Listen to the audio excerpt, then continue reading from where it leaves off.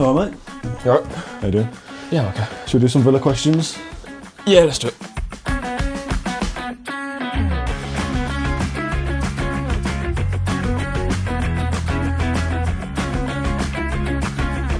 Let's start with Dave. Why are we so predictable?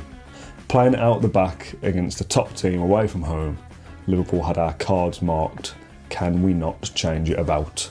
So I wanted to get this in early doors for your kind of summary of the game. Okay. Shoot.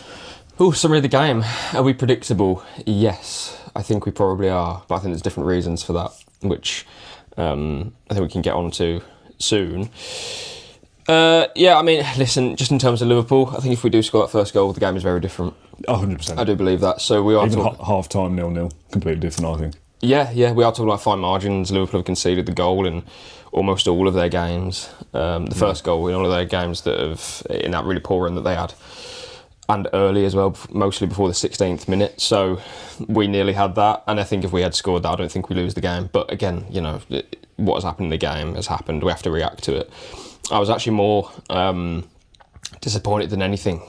Yes, Martin's made that terrible error. It's a bad mistake. And yeah, we can talk about that for an hour and really not get anywhere apart from saying we're not going to do that. No, but it was actually our reaction that I was really frustrated by, because it felt like we conceded that goal, or even the offside goal, when Ekitike scored, and it almost felt like from there it was like, Anfield's up now, and we didn't respond very well. So that was my main frustration, to be perfectly honest. But in terms of the question, are we predictable? Yeah, and I've been doing a bit of digging, Dan. He's only got a notepad. Yeah. Well, there is a question on stats in a bit, which so you want to hold off. I will hold off, but just quickly, just as a bit of a summary of what we might talk about in a bit, we are lacking chance creation. Yeah, we are lacking unpredictability. And I'll get into the numbers shortly, but it's very true. And actually, I do largely put it down to personnel as well. So... Yeah, okay. Well, we'll talk about that in a bit then. Yeah. This podcast is, as always, sponsored by NordVPN, and for the best discount code available, there's a link in the description. Let's do stats, actually. It's quite a big, chunky question from No Name. Marshall, interesting. Okay. Marshall says, there are a few stats in football that raise alarm bells for me. Any significant stretch averaging fewer than one goal scored per game is one of them. We're in a strange place where you need to hedge your criticism of your striker, but my family adore Ollie Watkins. Another podcast mentioned that his lack of confidence can be traced back to March. In the 20 league matches starting with Brentford away, Ollie has only scored 5 goals. It's simply not good enough for a striker that we've gone all in on, with no true backup to compete for the shirt. We've papered over the cracks with the likes of Emmy, McGinn and Cash scoring goals, but something still feels wrong. Is Ollie the problem? Or is it something else like team chemistry or Emery's tactics? I'm desperately hoping for Ollie to return to form, but even for a streaky player, this is turning into quite a lengthy low. Now, there's 4 or 5 questions about Watkins specifically, so I want to kind of do a Watkins... This whole episode is about Ollie Watkins, pretty much. Okay. But the chance creation side of things is a kind of wider point as well, isn't it? Yeah, well, I would boil it down to a few things. Again, talk about Ollie more specifically later. So actually, I think if we don't ignore Ollie, but if we talk about there's about 4 his questions supply, about should we say? Yeah. So Villa this season have created very little. So have a guess, Dan, where Villa rank. A little quiz of the 20 teams for expected goals XG. Oh, expected goals is utter woke nonsense. I'm sure everyone agrees. The quality of chances created. Bottom 3, definitely. 19th. 20. Yeah, 19th. So Villa is that genuine? Yeah. Villa's XG has been 7.5 so far this season. So it's an overperformance. That's the positive. No, Burnley are bottom. Okay. So they've produced an XG of 7.1. Villa's is 7.5. Not good. No, in 10 games. Yeah. And actually, when you look into it, so our possession is 54% on average this season, which is the 5th most in the league. So it's screaming out at us already. Our XG is low, our possession is high, therefore chance creation is very low. What are we doing with the ball that's going to penetrate a defence, going to worry a defence? And just for context, the top 4 teams in terms of possession this season, we're 5th. So Liverpool, Chelsea, Arsenal, City. Liverpool 18 goals, Chelsea 18 goals, Arsenal 18 goals, City 20 goals. And then 6th, Tottenham 17 goals, Villa in 5th for possession, 9 goals. Yeah. That's way off compared to the possession of the top 6, and we're 5th. Big chances. Do you want to have a guess where we are for big chances created? I mean, I am looking at your notepad. Like, just I'm surprised you can read my writing. It would seem interesting, but I can't read the writing. There you go. Big chances created. Yeah. Again, it'll be low. Bottom 3. It's an easy answer for me. Just keep saying bottom 3. It was 17th for this one.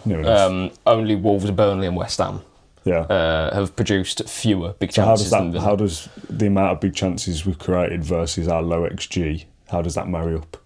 Because we're not creating quality chances. We're creating chances, but but we're barely creating chances. Okay. So essentially, our possession is high. We've got a lot of the ball. Yeah. But what do we do with it? We don't create chances. We're not supplying Ollie Watkins, and I will get into another reason why. But just for now, just painting a picture of we're not much of a threat. Big chances, 13 of them this season. It is funny though, isn't it? It's not funny, but the way that we're talking about these things after this game, we just won 4 in a row before this one. And I'm not saying that was free flowing, we scored loads of goals in those, because we didn't. No. But we're not worried about being 17th for chances created after Tottenham or Man City. And it's only after a bad game when we start to look at these things. And you have to apply the context of we were very poor against Newcastle, Everton, Palace, Brentford. So it is almost half of what we've done, but the facts still remain. And I will get onto why I'm even more kind of concerned, but just kind of finishing this round up. Accurate crosses per 90, 18th. 3.3 accurate crosses per 90. It's nowhere near the level again. So in all of these, we're ranking so poorly. I wonder what the games would be. You can't really do this, but if you took out those first couple of games, because we know and we've kind of admitted that Villa were a massive shadow of themselves of the first 3 or 4. But we're still talking about a good sample size of 10 matches. It's a quality problem for me. And then shots on target, finally, in this little section. Shots on target per match, 18th. 3.10 per match. It's well off the mark. Yeah. So all of those, we are looking at sort of bottom 3 for chance creation essentially. And then I also wanted to add to this that firstly that's one thing about like supply line, but then what we're lacking, and this is something that I've seen, and I think we've all seen since the start of the season, where before deadline day we were saying we need pace, we need something else. And my main thing was pace, but also a player who's going to beat a man, a bit of flair, a bit of unpredictability. Because everyone was saying, but we have Marlon, we have Gesson. Okay, but Marlon isn't one who's going to stand up a defender and go either way. He's not that player. Have we got anyone really? That isn't Leon. Marlon and Gesson are not Leon Bailey from 2 years ago. What you need is a player like Leon Bailey, who, when we played in that season, would hug the touchline, drag defenders out, create space for the players. And I kept saying this even last season, when Leon Bailey wasn't in form, just in terms of the structure of the team and his profile, I think it's really important that we have that type of player. So, successful take-ons percentage. So, how many successful take-ons our players have this season? Do you want to guess where we are for that? In terms of the league table? Yeah. Shall I just say bottom 3 again? You can do, yeah. I'll be specific this time, it's like 16th. 20th. Really? Yeah. Wow. And that's terrible. That's 32.6% successful take-ons. This is like our GFC Stato, isn't it? Which ranks very numbers heavy in the Premier League, and also 20th for successful take-ons leading to a shot. Do you want to guess how many successful take-ons the whole squad have had that have led to a shot this season? So this is a player with the ball, play along at home, beating their man and getting the shot off. Successful dribble leading to a shot. The total amount of times we've done that this season? 5 times. 3. I almost said 3. 3. In 10 games, a player has picked up the ball, got past their man, and got a shot on target 3 times in 10 games. Yeah, I'm not even sure if it's on target, to be honest. I've just put leading to a shot. And a bit of context, 6th is Everton at 12, so it's not a huge disparity. Okay, but it's still still disparity, and we're 20th. No team have done that fewer. Time. Would you rather have hands for feet or feet for hands? that's more my level. Feet for hands or hands for feet. Times tackled during take-on. So this is one you don't want to rank high in. This will be high then. This is that we're not getting past our man. Yeah, so times tackled. So how many times was a player tackled just when we're dribbling? The number specifically? Well, you can do either. We are 10th in the league. 3rd. Third. Wow. 94 times has an opposition player. So we actually spoke about some kind of Tackled stats on us. one of the post matches. I think somebody said that we gave away the ball something like 30 times or something. Dispossessed. Do you want to guess where we are in the top 20 for that? Before I do, I think these things are sometimes difficult to understand because when you say how many times have we not got the shot off, well, I don't know what a good number is. Do you know what I mean? That's why I get the context of Everton. So it's not like we're 50 behind, but you're still ranking the worst. Yeah, okay, fair enough. What was the last one, just? Dispossessed. It's on Alan Partridge then. Did I? Yeah, when you tries to understand something. Say that again. I'm out of my depth here, mate. How many times? Oh, sorry. Dispossessed. Dispossessed. Sixth. First. Yeah, we've been dispossessed of the ball more times than any of the team. 107. Bloody hell. Morgan Rogers accounting for... No, I'm joking. So I think we can go from chance creation is low. Yeah. We're not producing quality chances, but also... A lot of the other we're stuff not isn't beating good. players. Yeah. And let's go... Who on our team do you look at and think... Who do you kind of... Yeah, we're at Villa Park and you do this. Go on. Seriously? Yeah. Because it's all played in front of them. Yeah. And this isn't anything to get... John McGinn isn't supposed to do that. Emi Buendia really isn't supposed to do that. He's off the ball. He's making, a 1-2 around a play, whatever it may be. Rogers can do that, but in a different sort of way. Yeah. I don't think we have wide players who are... Sancho, again, like when he beat, was it Matheus Nunes, the Man City player, straight away I thought... Don't see that very often. A player knocking it past them and going. Yeah. So we're really. But we knew that in the summer that we didn't have that kind of profile. Knew that player. in the summer, and I think again the sample size is so small that after 5 games we were so poor. It's like, well, we can't quite judge us yet, but we know we need it. We knew what what's this going to look like. Yeah. And now here are the numbers. And just finally to finish this section, so interceptions and tackles for the team that are playing Villa. Yeah. Guess where that ranks? Does that make sense to you? As an average, I'm guessing. Just how many interceptions and tackles did the opposition make against us? So out of 20. 4. Second for both. Wow. So Villa... So what you're telling me, John, is we're not that good? No, and I don't want to... we'll finish this section shortly and then combine tackles and interceptions first. So we've been tackled and intercepted against 292 times, which is... the most in the league. So teams intercept us and tackle against us. Yeah. The most. Good actions there. For those that listen, John moved both his legs when he... Yeah. Tackles on his right, tackle on his left. And that's 20 more than Chelsea, who are in third. So that is quite a big disparity. Yeah, so we're losing the ball quite often because we're not really very good at beating players. Yeah. And because of that, I don't think we're creating enough space to create quality chances. Yeah. So with that... Thanks for watching this episode of the Claret Blue podcast. We'll see you on the next one. That was very stats heavy. Hopefully people stuck with that. It's just, I want to create some sort of context because we sit here a lot and say, we need more flair, we need more this, we need more that. Why aren't we creating chances? Why can't Ollie Watkins score? Well, I think we're going to get on to Ollie, but we got problems creating chances. Because I think a lot of this discussion is, like I said, you can see how many questions I've got here. Yes, the vast majority, let's get rid of that one. The vast majority of them are about Ollie Watkins and he's not good enough, he's past it, his legs have gone, he's this, he's that, he's not interested. And we'll get on to him. And some of those things may be correct, but I'm trying to think of an analogy there on the fly. Quite often a striker is only as good as its supply. Exactly, yeah. Only the top strikers can make chances themselves and drag a team from wherever it may be. But we'll go on to Ollie, but just the facts are, the first question, are we predictable? Yeah. I think so. Yeah. And again, context of poor start to the season. So a lot of those numbers may be influenced by that, but we're still looking at the same players. Yeah. This is the same. We haven't signed. Obviously, we brought in Sancho and Elliot. Elliot can't go on the pitch, but also I don't look at Elliot as a player who's going to beat a man and drive a team forward. So we need more from Gesson. Sorry, not to kind of pick on him here, but that we know that he's capable of doing something similar to that. But anyway, that's different sort of discussion. Just on stats, and if I'd done my research, I have done the research. I've got it. Pete says we are bottom 3 on XG. There we go. Sorry, Pete, I'm stolen your limelight. We've clearly improved since the start, but chance creation has been very low in all but a few games. Ollie isn't even missing chances, so how do we tackle that in upcoming games? Surely Marlon, Sancho and Elliot need to come into the thinking to change it. Oh yeah, I mean, something needs to change. Can't go on like this. It's exactly the same, and I'm not going to repeat the answer because I do it every episode. After the Liverpool game, I was finishing a piece and Emery comes in and I open it and say, you always have to ask what what are your thoughts on the game? Because he likes to get it all out. Yeah. Get it out, you know. Second question I asked him was the whole 9 goals. You in didn't 10 say you can't games. go on like this, can you? I was debating it.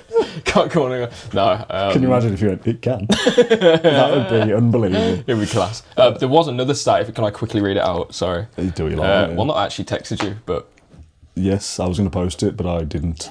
thought better of it. But it is enough doom mongering from you, John. It is a good one. Aston Villa have scored just 9 goals in 10 Premier League games this season, the fewest by any Unai Emery-led side after 10 matches of a campaign in one of Europe's top 5 leagues. So this is not even specific to a Villa thing. This is Emery's. No, this is Sevilla, PSG, Arsenal, Villarreal. So this is quite well, in Unai terms, extraordinarily bad. Yeah. But it can turn around. It's just what we're seeing is true. We are struggling to make chances, and you have to apply context if we're going to criticise individuals. I think that's that's important. Let's go to the other end of the pitch. Then we'll come back to Ollie in a bit. Let's criticise another individual, Emi Martinez, from Chelsea Villa. I think this is really interesting, and this is why I've included it. I was disappointed to hear the reactive guff on your post-match in relation to Emi Martinez. Yes, it was a dreadful pass. Yes, he was noticeably disappointed after it, but it was really nothing more than a child's mistake. A pass back to Torres we've seen him make 1,000 times. In a game where Villa give away possession many times, and Kamara, Anana and Powell were all guilty of giving the ball away in key areas that led to chances, it seems wrong to single out Emi for making the mistake that was punished. As mentioned, I'm disappointed in the mistake, but I don't think it's a reason for us to write off the best keeper most of us have ever seen. He made significant contributions in the Spurs and City games, time to back the world's number 1. Now, I've got a few red flags with that comment, to be honest. Can I start? Yeah, you can. I will probably play the other part of that, though. Okay. I don't think he's the world number 1 anymore, he's not, first of all. No. Am I going to back the keeper if he's playing for us? Absolutely, yeah. The kind of thing of it was a child's mistake, and it seems harsh to single out Emi for making the mistake that was punished. It's literally the point. The mistake was punished, so you have to highlight it. Powell gets away with it, or Kamara gets away with it. That's fine. Emi Martinez in other games, there was one earlier this season. He passed out Fulham, got away with it. So you're not kind of hammering for it. We concede off it. You're hammering for it, right? Yeah. So this idea that it's they're professionals. Yeah. I'm holding him to a very high standard. He's a World Cup winner. Yeah. Play the pass. It's very simple, really. For him, yeah. Yeah, I would have made that mistake 9 times out of 10. That's why I'm not a professional goalkeeper. Emi Martinez, it's easy or whatever. Like, you should just get on with it and make that pass. You're a professional. I get it. Mistakes can happen. If nothing comes of it, you probably go, whew, got away well on there. Emi's been on the decline a little bit over the last few months, but, okay, better luck next time, Emi. Don't do that again. Yeah. If we concede off it at such a crucial time as well, to concede then, that changes the game entirely. So, of course, I'm going to go for him for it. There's nothing. It's like we go for Ollie for missing chances, or whoever it may be for not doing something correctly, or Matt Cash making a mistake last season, not this season. This is kind of what, from the top, when I said Martinez's mistake was bad, but that's hopefully not going to happen every game. Our reaction to going down at Liverpool does concern me, because that's like a tangible thing of, okay, well, we've seen reasons to believe that we don't get up very well when we're knocked down, i.e. Palace away, United away. Yeah. Those are problems. Palace in the FA Cup, at Wembley. But Martinez's mistake, it's not the same. Like, Charles' mistake for me is when Mings picked the ball up against Bruges, and I said kind of after, this is bad. I'm not going to absolutely batter him over the head for it, though, because he ain't going to do that again. And this isn't football. It's picked, lack of concentration, okay. But anyway, Martinez, terrible mistake. We've all called him out for it. It's bad. He knows it. We know it. But I think it's exacerbated because of what we've seen. Old Trafford, the Fulham match, everything that happened in the transfer window. Didn't play against Palace because Emery didn't think it was the right frame of mind. Well, is he in the right frame of mind now? When he's doing that, I'm not sure. So, he's a brilliant goalkeeper. He is. People will say, I don't think he's even that good anymore. He's still a good goalkeeper. We will still take for granted him coming out and collecting corners and collecting crosses. The Everton game played well. And just as a flip to that as well, I saw in our YouTube comments after the post-match show that Martinez not good enough. Bizot's a good goalkeeper. Watkins not good enough at the other end of the pitch. Get Marlon in there. My opinion, if you swapped Martinez for Bizot and Marlon for Watkins, we're a fundamentally worse team, in my opinion. We would get fewer points over the course of the season, yeah.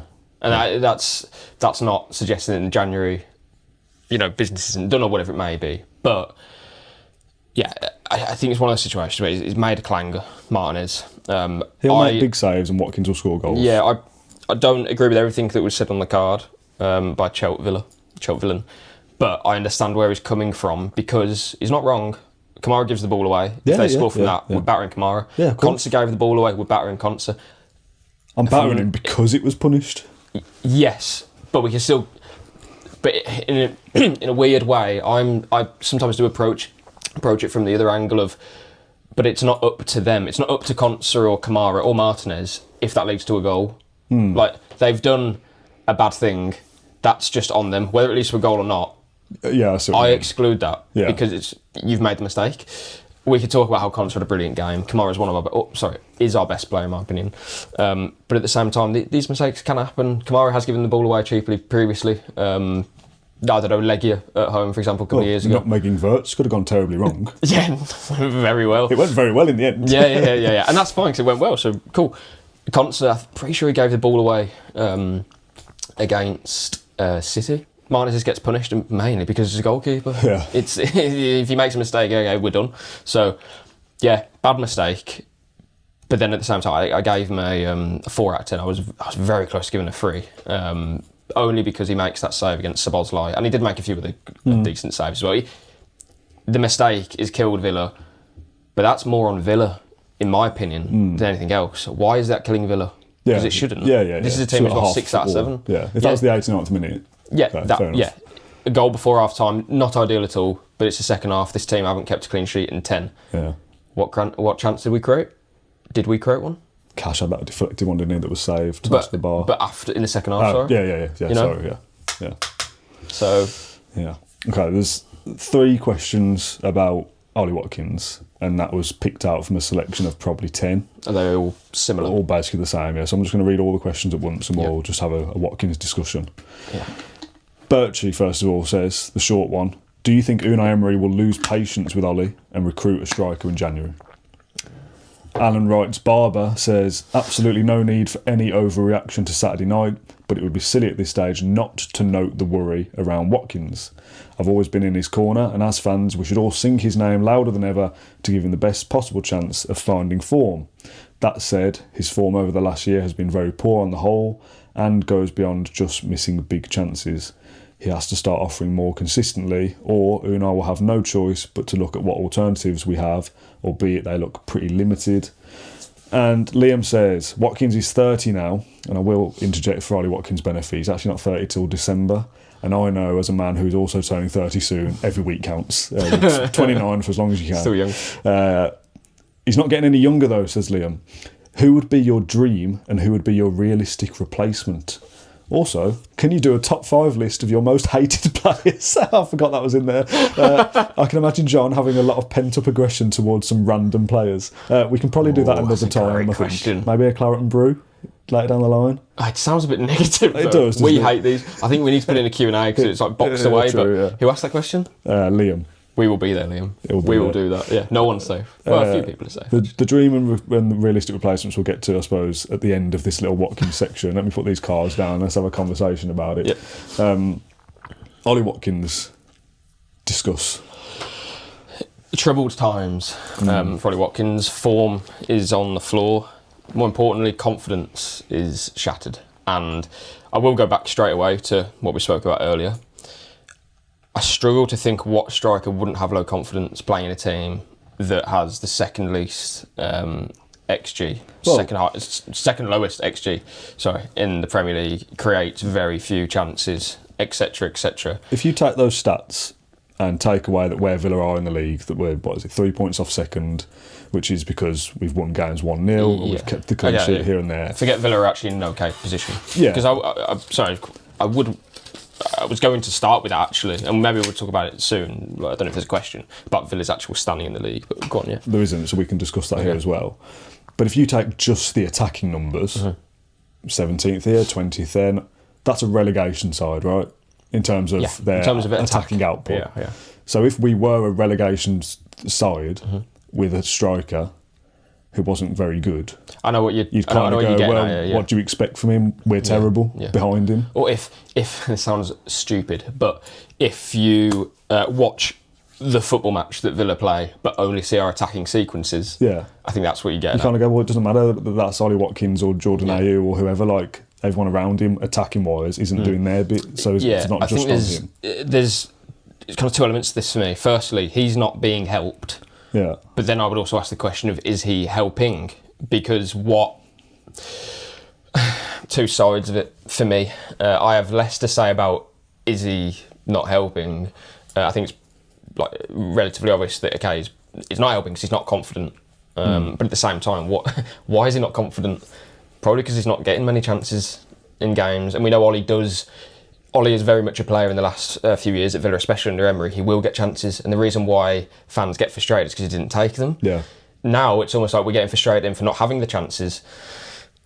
Okay, but take 2 steps back. What does that look like? Listen, I wish Yuri Tielemans just comes back in the team and this is the silver bullet, and all of a sudden we're creating chances like every game we're creating 6 or 7, whereas at the moment we're creating 3 is it per game. So those are problems, but no, we can't sit here and say, oh, if you're not going to give him chances, he's not going to score. It's not that. He looks out of confidence. He does look shot. And also there's that added layer of the data would suggest that we're not making many chances. So if we only get 2, probably not going to score. Exactly. Because he needs 5 or 6. Yeah, I think it's just one of those where we look at Ollie and we're often, I say, we're not us, but other people, and that's fine, will have a moan and a groan and be really frustrated by him. And that's okay. But that's not going to help him. And I look at the team and I think, I really don't think we have an alternative here. No, we don't. Marlon can play that role, but I don't really think if you played him as a number 9 for 5 games, that our performance is all of a sudden going to be better. No. If anything, it may be worse. I want to see Marlon and Watkins play in that kind of dovetail relationship like they did against Burnley. I want to see that against Bournemouth because it worked well. So that could be somehow how we boost our chance creation and get in the box more. Our touches inside the box must be very low as well, I'd presume.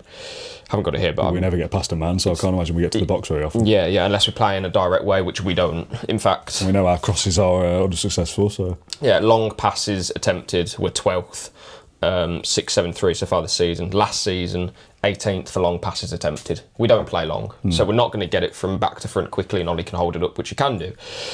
So he is feeding off scraps at the moment. Also, remember last week, it was like, are we ever going to score inside the box ever again? Because we scored outside the box once or twice. So we know we don't get inside the box. Yeah, exactly.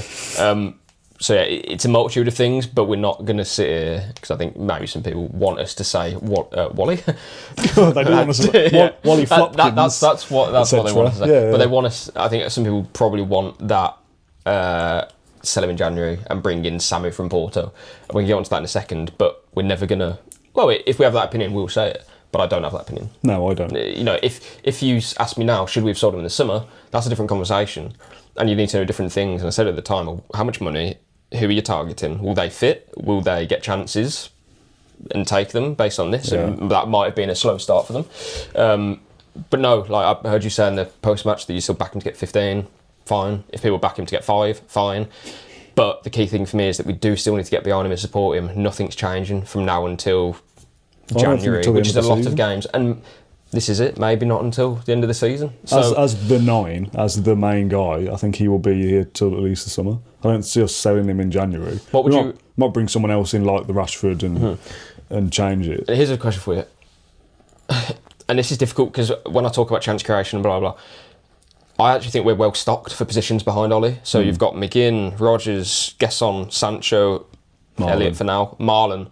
Tielemans can play there as well. That's 6 or 7 players to fill 3 roles. Yeah. That's a lot of players. But, and this is why the question's a bit, would you rather replace Watkins or add more creativity or players who can beat a man and make chances, should we say, or hope to make chances? What would you rather do? In January. And I think that's really important as well, in January. In January, I'd rather add to what we've got in a support role. I would as well.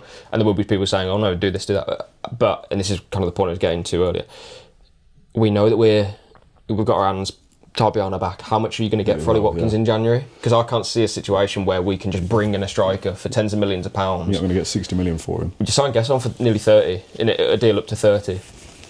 With respect to Gesson, that is a £30 million player in the Premier League these days. There are bargains to be found. Cooper, is it? Or the Bournemouth forward. Croupy. The Bournemouth forward. That's him. He'll be a Villa part next weekend. And he was a good pickup for Bournemouth. So it can be done. But we haven't really seen, Villa sign kind of unknown players, and all of a sudden they're okay. And there's probably reasons for that. Pressure expectation. Duran is the exception, but he took how long to really get in? That's what people want us to say. Scored the other night. Bring him back. We sold the wrong striker, John. Didn't we? I suspect so. Was telling me I've got an appointment. So yeah, it's going to round that up in a way. For me, Ollie takes blame, not all the blame. Okay, so what's going to happen about it? Or what do we do about it? We get behind him until January. Whatever happens in January happens. But there's also a feasible chance that he just stays and plays through the season, which is fine by me as long as we add creative elements around him. Yeah. My question there is, well, we have enough. You're going to have to offload or something because our squad is big.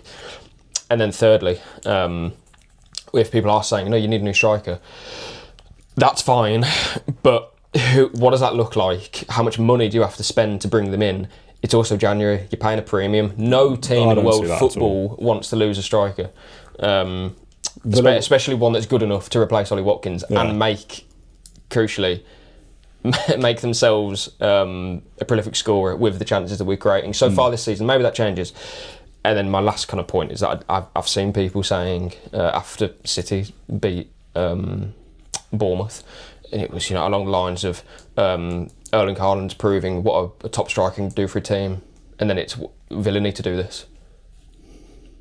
Real Madrid need it. Barcelona need it. Stockport need it. Every single club in the world wants a striker who's going to score goals. Every single club in the world will take Erling Haaland. I think we have to temper our expectation in terms of we are, under Emery, the fourth best team, but our revenues are, 7th, 8th, around there, without Champions League football anyway. Lower than West Ham. Fulham bring in a lot of money. It's we've got a long game to chase here. We are not capable of just spending £50 million on a striker in January without selling Watkins. And also, what does that striker look like? That might be a £35 million player that's been boosted because it's January. So we have to be really careful. I don't with what we do. I don't see that happening in January. I think this could be Ollie Watkins' last season. I think everyone's probably, he's broken the record. I wouldn't have been surprised to have seen him gone in the summer, to be perfectly honest. And I think, again, we always say this, every player is for sale. Yeah. It's true. Some people have said recently, John, you can't say that we have to sell players, we need to grow. It's not up to us. We have to sell. We've heard it from Monchi. He's told me face to face. We need to sell. Villa need to sell to improve. It's okay, but it's about replacing them with the right player.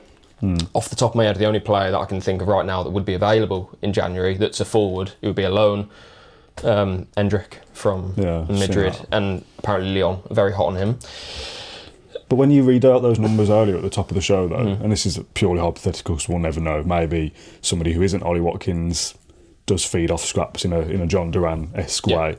But you've got to change how you play to a point. And for example, Samu from Porto, you would change how you play, and maybe it would be more effective. But let's say it was him then. Let's say we signed him as a random example. Yeah, a forward. We sell Watkins to Arsenal for 50. We bring in this other player. If our numbers remain the same, and we've just spent 50 million on X player, and they'd scored one Premier League goal, we'd be up in arms. We've got rid of proven quality on Ollie Watkins. We know he does this. We know his track record is this, and we've took a gamble and it's not paid off because Villa aren't good. Because there's absolutely no guarantee that if we had sold Watkins and brought in last summer and brought in a new striker, that they would have scored, 6 goals. Or like Igor Thiago, for example. Brentford are absolutely playing to its strengths. Yeah. And that's a team that functions well, across the team.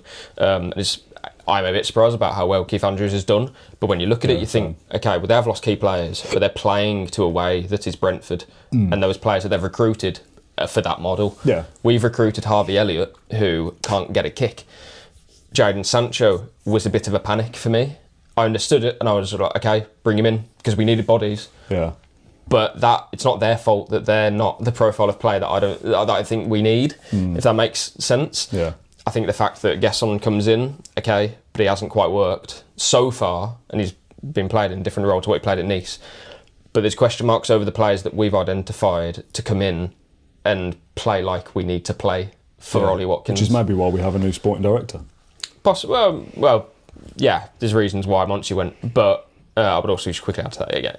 This is, again, 10 games. In the next 10 games, I'd expect us to be better. Yeah. The curve should do that. Morgan Rogers is playing better. Sancho will hopefully get more form. And we think if Villa's still going to finish in the top 7, let's just say, not saying top 4, those attacking numbers will improve. They have to. Because if you're going to finish that high up, you're going to have to score goals. Our defensive numbers will have to be like Arsenal comparisons. Exactly. So you'd expect those to get better, and with that, more chances for Ollie, more goals for Ollie, more goals for the team. Exactly. And those things spiral. Yeah. So I said in the post-match that I still back him to get 15 Premier League goals. That you can hang your hat on it every year that he's been here.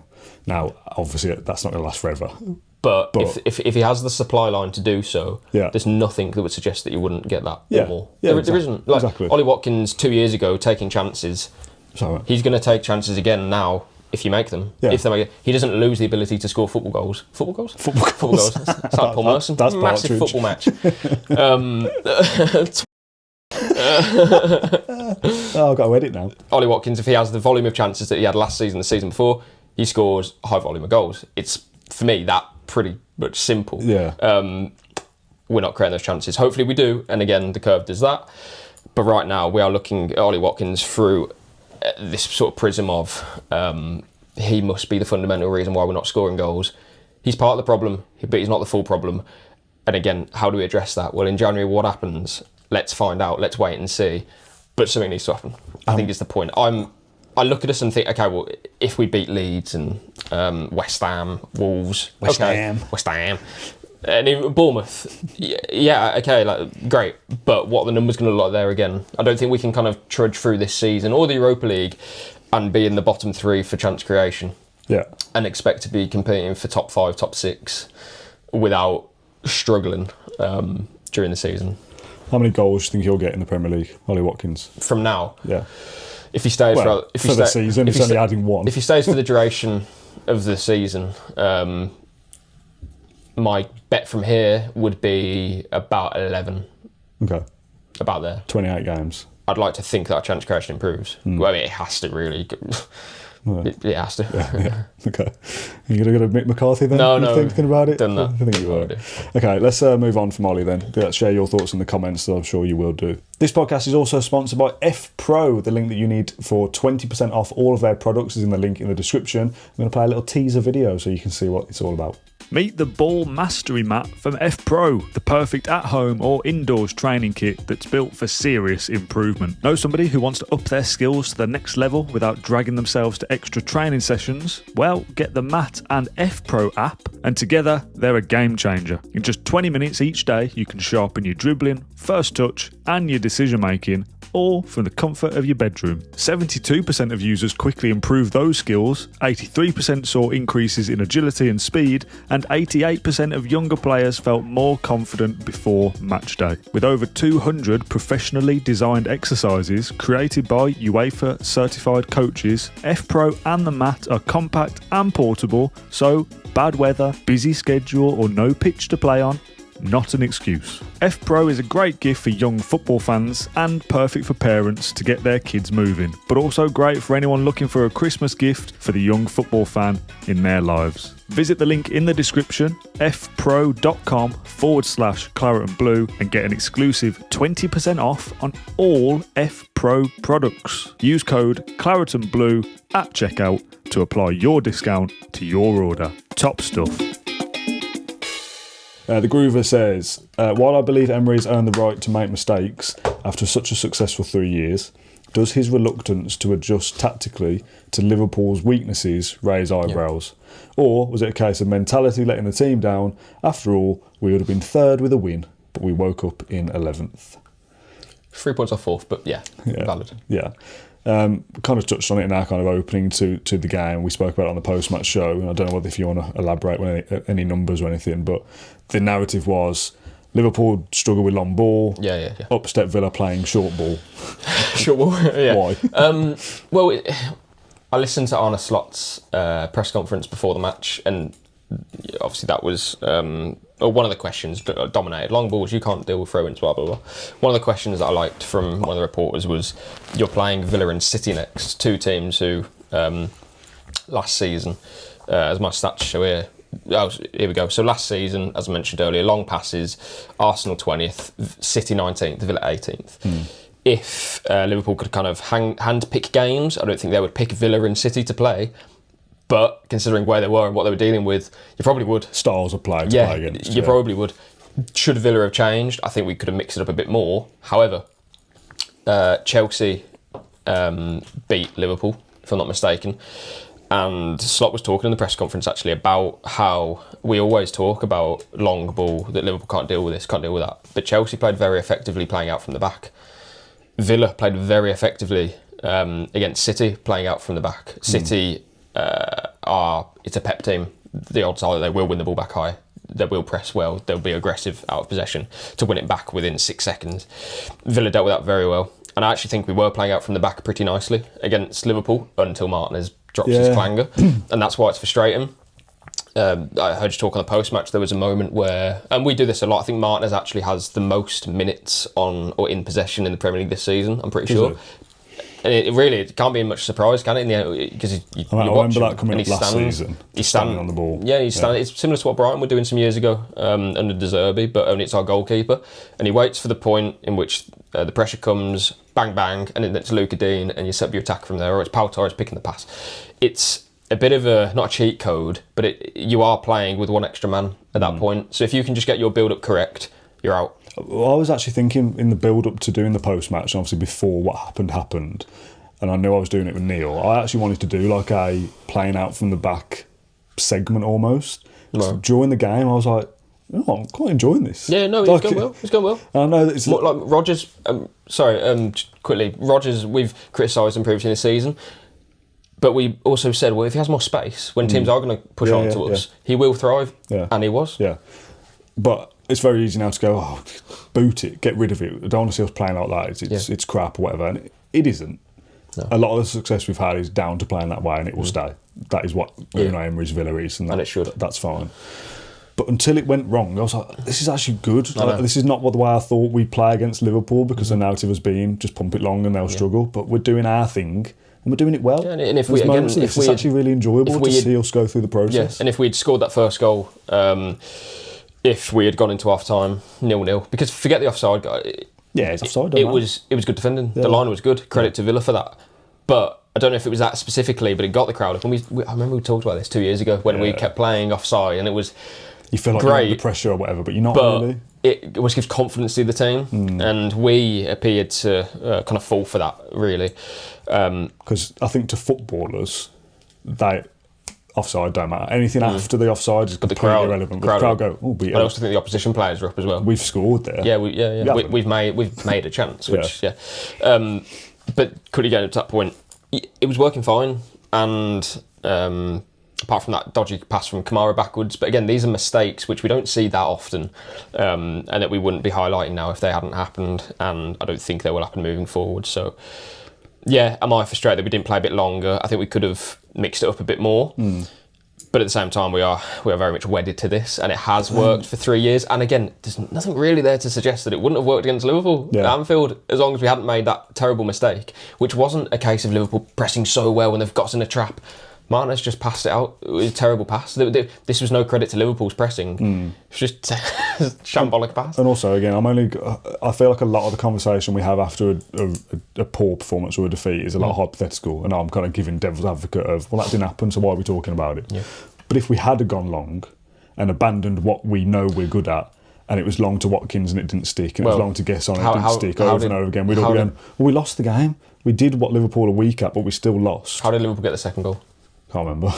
Torres long ball comes straight back, sports line, shoots, Gravenberch shoots and deflects in. So that was almost, it wasn't the only time we went long, but one out of Torres, and it's very rare that he does this, but one kind of aimless ball to try and just get us out straight back to us. Liverpool get the second. Yeah, if that happened for 90 minutes, you go, why did we abandon what we're good at? Yeah, Brentford are very good at it. Man United are very good at it. Yeah. They play long balls, and I don't have the stats to hand, but United played more long balls than anyone. They did it to the extreme, but they're still capable of doing it. It's not as if they went... so if Man City all of a sudden go long and hit long balls to Haaland, maybe they will, don't know. But that, fair enough, I don't think it would have been particularly effective for Villa. We wanted to see it because we know that's Liverpool's weakness, but that doesn't make it Villa's strength. Yeah. I think that's the important thing. Penultimate question then. I'll give you an option because they're both like away from the game specifically. Okay. We can either do away days or next gen. Go away days. Away days, okay. Mark says, I don't go to away games, you do, but not... Well, yeah, but I was in hospitality, it doesn't really count. And you're in the press box, so again, different. Yeah, Mark says, away days as we know them are disappearing. Okay. Can you talk about how our away ends are being diluted by the club, thinking it's okay to give our tickets to corporate hangers-on, GA+, and players, families, etc.? We are losing our atmosphere. Spurs was poor, and so was Liverpool. You can spot the corporate types a mile off. They don't know the songs and are more interested in taking photos to post on social media. It's a disgrace that the club is taking tickets from the true fans that follow Villa everywhere and treat us in this way. Even in the second tier of away points, most of our allocations are now gone. Why? Villa treat fans disgracefully and it's never called out. Vanilla home atmospheres are one thing, but once the away days are gone too, then I would question what the point is in following Villa anymore. Yeah, it's something that we did investigate last season. I don't know if who asked the question, sorry? Mark. I don't know if Mark saw that piece. I can't remember exactly what game it was. I believe it was for the PSG game. Yes, away. I remember that. A lot of the away allocation was just like reserved for hospitality. I'm going to read something out that the club have said recently. The club say that there is no separate allocation for GA Plus season ticket holders. This is away matches. They fall into the same category as other season ticket holders. There is an allocation for hospitality members based on the percentage of hospitality season ticket holders to standard season ticket holders of Villa Park. But they still have to meet the same sales criteria. Any of these tickets that don't sell are released into general allocation. The club understands that there may be some confusion over this allocation among supporters and therefore adding to this detail on the ticketing part of the website. So the club have addressed it as such, but I understand. Yeah, that's regarding away tickets. I get it. I get the piece that we sorted out some time ago was again investigated it and trying to understand why so many tickets went. And then, was it even Young Boys at the start of the year? I can't quite remember because it's such a long time ago, but I understand the question. But we did look at it. We spoke to the club about it and they were confident that they'd done everything correctly. So this is really more so a question for someone like Max Stokes, isn't it? Of someone that goes to every single game in those away ends. I haven't bought an away ticket. I don't know what the process is for allocation points. I'm not the right person for this. But as a wider kind of football narrative, away ends should be the party, the lifeblood of that core support of that's Aston Villa being represented around the country and around Europe. Yeah, and it's not nice to see photos of away ends when there's blocks of seats. Exactly, yeah. So when you lose some of that magic, I suppose, for want of a better phrase, then that does kind of hinder the experience. Yeah, and I think that's the question really. Like, so I've kind of timed myself in not trying to get to the a Villa. Villa are doing things in the right way. Pulling the wool over. Apparently. Yeah, that's what they say, and they have given us proof. Again, it was from a while ago now. But just the general question about atmosphere in the away end and whatnot. Again, we're not best placed. We don't go in the away ends for different reasons. So yeah, people in the comments, I think that's one for them really, because whoever goes there will have a much better. I've definitely seen bits on social media about the away ends not being as good as it was back in the day, kind of thing. The Championship or something. Yeah. Which I can imagine would be a shame if you're paying so much money doing it, doing miles, time. The fans who go to, not even, well, of course, every away game and in Europe as well, but even just a few of them that I speak to, be it on the plane, coming off the plane and on trains, whatever it may be, I admire their commitment for it, and not just as like, 'cause everyone wants to go to Villa away games and go abroad and have a great time, but it's the money, it's the time, it's the travel, it's the time away from family, it's all of that kind of in one, and it's like huge respect for that. So I can imagine that it can get a bit or very disappointing and frustrating when you're either seeing blocks of seats not taken, or fans who may not know songs or whatever it may be, because you're thinking, well, I've been here for doing this for X amount of years, putting my hard-earned money into it. But then, I get it. But at the same time, corporate is anything new, hospitality is anything new, and if you want to pay for that, you're more than welcome to do so, in my opinion. Yeah. But I think maybe would there be a different section for that? Like, for example, the Club Bruges matches that we played away there twice last season, obviously. You have the away end, and the kind of players' families, or maybe even corporate and hospitality, were in front of us in the press box, so they were literally separated, which I don't know if that's particularly ideal, but I presume that is an away following of Villa fans, and for general admission tickets, they probably preferred that, I guess, because they feel like they're, we're together, rather than mixing with fans who have paid to be there. It's not their fault that they can buy a ticket, but maybe aren't there to be a traditional away fan. Should you say? Final question then from Sam. Where is the next gen? Hi lads, really want to hear your thoughts on where we are going, when we are going to see the next generation of players keeping our club competitive for the next 5 years. As much as I like all these players, Watkins, Martinez, McGinn, Mings, Cash, Dean, Conser, Tielemans, Barkley, Bizot, they are in vital areas of the squad with no real 23 to 25 year olds pushing them to the bench or out the door completely. I would just worry that if we don't get January and the upcoming summer window correct, Europe and trying to be a top 6 team every year is where Villa could slip.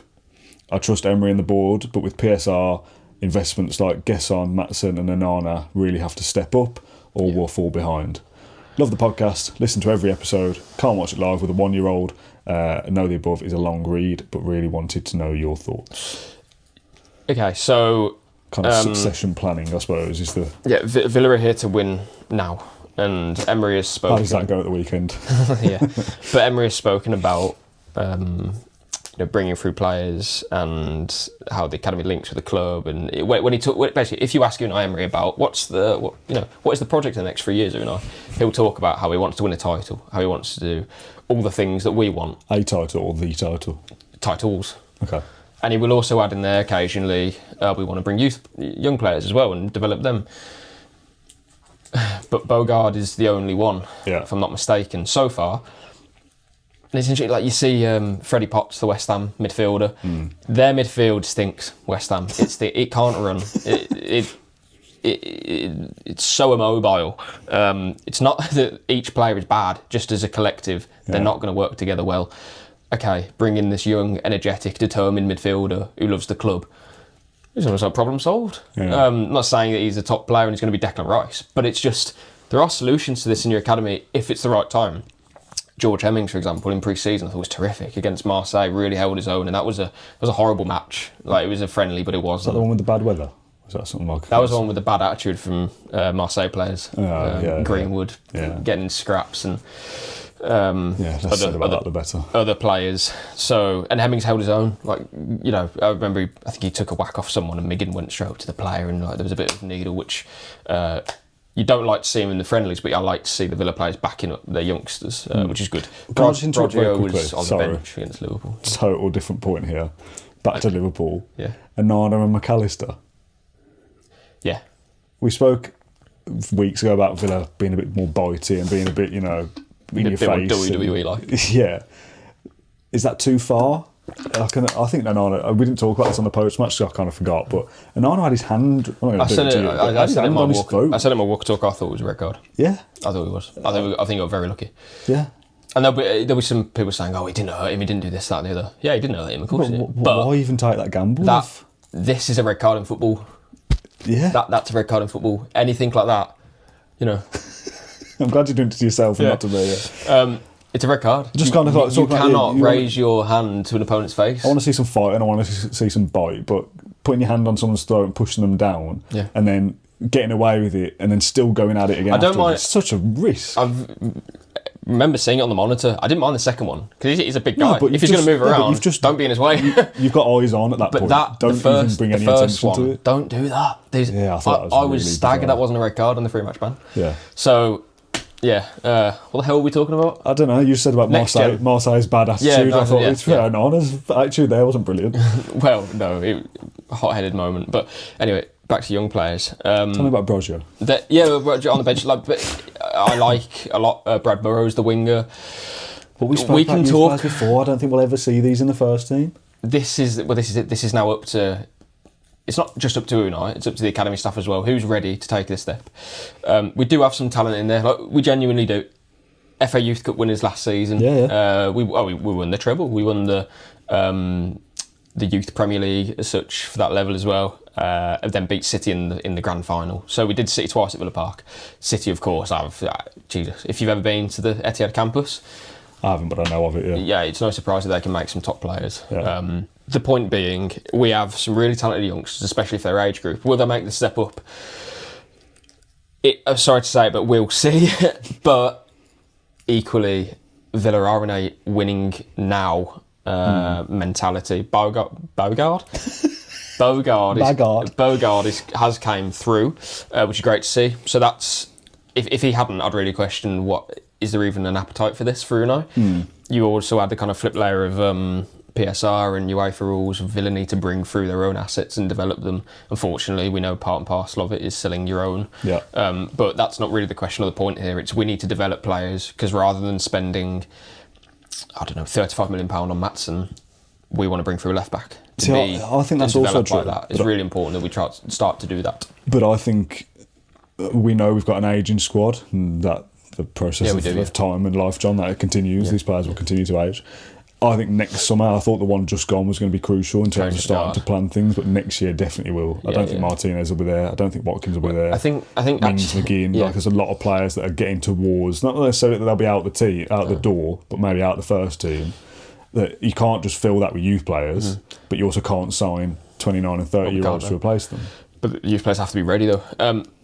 Quickly, last summer, I think in an ideal world, we would have sold 2 or 3 and then bought players. We sold Ramsey for £40 million pure profit and did nothing. Yeah. And I vividly remember putting... Well, we signed Guess on first, to be fair, which I think some of that was... Yeah, but even that's instalments, you know. Yeah. I remember when Ramsey was nearly going to Newcastle and had a nudge basically to say, Villa aren't spending any of this money. And I wasn't so kind of adamant and confident in what I'd been told that it wouldn't be a penny. So we went with Villa are very much restricted here. Yeah, don't expect anything big. Don't expect Guess on again. Yeah. And even that's, again, rising to 30. And we put it out and it didn't send shockwaves, but it was met with... But it's sort of this is, that can't be true. That's just a load of pure profit. Look at the accounts. Yeah. Firstly, please trust our reporting. But then, secondly, this is a serious situation, and Villa couldn't have just sold Martinez and Ramsey and expect to have signed £50 million striker, £40 million goalkeeper, and Chevalier, and then replace Ramsey. No, it wasn't going to happen. Yeah. It was never going to happen. So, if they could have spent money, I think they would have sold players and then replaced them because it would be financially viable. Next summer, maybe we are going to see... I think you have to. ...a lot leave and raising a lot of money. January isn't even here yet. We've seen what happened in the last January window, and we've spoken before about how we don't think we have huge assets here to sell like we did with, or expendable, like Duran and Philogene and Carlos. If it's, for me, it looks like every player in that squad, some are more important than others, but all of them have a role to play, apart from, at the moment anyway, Harvey Elliott, who's on loan, we can't sell him. And there might be a couple more around the fringes, like a Lindelof, but that's not a player you sell for 10 million. No. He was a free transfer, whereas Carlos was £10 million, Duran was 65. You can make that money, bring players in cheaper. With Villa at the moment, who are you making money from? Watkins, Martinez? It's not massive funds, and they're on big wages as it is. So, sorry, going off on one there a little bit, but it comes back to get away from that kind of money. Your money problems can kind of not disappear, but you can help it by bumping up Sam Proctor as your backup. But again, this isn't career mode or FIFA manager or FM or whatever, Football Manager. You can't just make these players good. These are young teenagers. It's also about Villa's level as well. If you're West Ham, and they've got to stay up first and foremost, but if you're a side that is, you're always going to be... One game a week, you're always going to be... You're not going to go down, you're not going to get into Europe. Yeah, a lot of time on the training pitch. Whatever. There's no jeopardy, really, for some clubs. Villa want to finish top 6 and go, you know what, stick St Martin's low stake, put Sam Proctor in. So what if? All right, yeah, can't do that. Bang on. Villa are 13th. We know that we want to try and finish in the top half, but it really doesn't matter that much. Do we spend £30 million if we can on a creative player, or would you give Jimo Oloba a go? That's what I mean. Yeah. Like we did with Carney. No pressure, really. Exactly like we did with Carney. I don't think that'll happen. No, I don't think it can. And I'd also say a lot of fans could probably understand that. Nothing against Jimo Oloba or Jamal even. Jamal is a much easier way of saying this. But this is the nature of what we're working with at the moment. But I do hope that Alabe can help with that as well. He's got an important job to do that. Yeah. Obviously did it with Sociedad was a success. So yeah, very convoluted way of saying we hope young players coming through, but there's different reasons why you'd be sceptical. Firstly, because we're here to win right now, and then secondly, I don't want to put expectation on the players to say to ex-player Cole Ramsey, in a few years when we still want to be in the Champions League, you need to be good enough to play. It's a lot to ask for a player. It's much easier for Freddie Potts to come into that West Ham team who can't move. Some of them, he can do a bit more than that, obviously. Don't want to disrespect them, but yeah. Yeah, okay. I think we're done, John. That is all the questions I had planned on my little cue cards. Shut that notepad. What's on the front of that? Madeira. It's my do you want to show the camera? My partner's notebook. Yeah, compare that to... Oh, mine's propping up the camera, so I can't show it. And on the back we have shopping list? Dimensions of beds. Oh, okay. Headboard and... What are you going for? King size? Queen size? You've got to be king size. Yeah, good. Yeah. Good man. Get off Facebook. What? Got it off Facebook. Oh, right, you got a bed off Facebook? Yeah. A mattress or just the bed frame? No, a bed frame. Yeah, good. New mattress? Probably just keep the same one. Yeah. You don't want someone else's mattress, do you? No. Okay, good. Just checking. I thought mattress off Facebook. Bit dodgy, to be honest. No. I'd have questions. What's that stain? Right, that'll do it for this episode of the Claret and Blue podcast. Enjoyed that very much. John, thanks for coming round. Appreciate it. That's all right. Saved me getting in the car, which is always nice. Thank you for watching along or listening to this episode. Share your thoughts in the various comment sections across YouTube or Spotify, and positive reviews on Apple Podcasts would be lovely if you don't mind. Don't put your Ollie Watkins reviews on Apple Podcasts. No. Don't put your football opinions on Apple Podcast reviews, because that looks mental. There's a comments feed on Spotify and obviously YouTube. One star, Villa can't create anything. That's not going to help us whatsoever. We'll be back next with an episode of Claret and Brew on Wednesday morning, and for us, we're filming our 1000th episode special this week as well, which should be out next week, which I'm immensely looking forward to. So keep your eyes peeled on the channel for that one as well. Yeah. John, thank you for coming around. Thank you for watching or listening, and we'll see you then. Bye bye.